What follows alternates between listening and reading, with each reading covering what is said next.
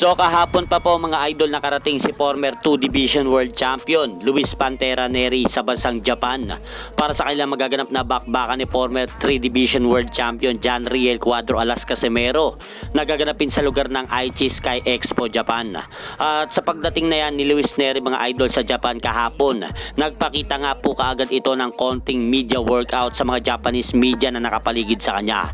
Pero mapapansin po natin na parang hindi po inilalabas ni Luis Neri ang kanyang todong lakas at bilis dahil parang pigil nga po ang mga suntok nito.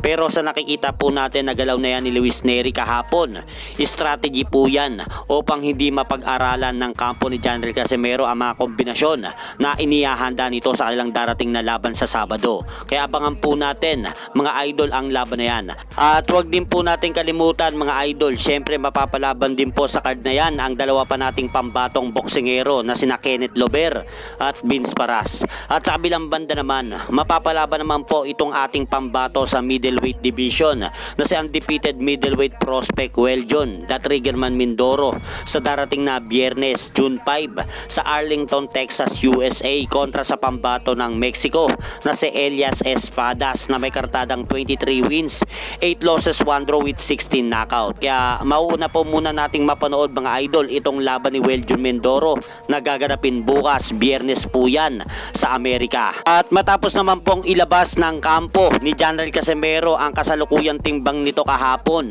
sa video pong ito makikita po natin na halos sobrang payat na po dito ni Cuadro Alas na senyales na handang-handa na ito kunin sa darating na Biyernes ang timbang na 124 pound catch weight sa kanilang mangyayaring official and final weigh-in ni Luis Neri bukas. Kaya abangan po natin bukas kung makukuha ba mga idol ni John Riel Casimero ang tamang timbang.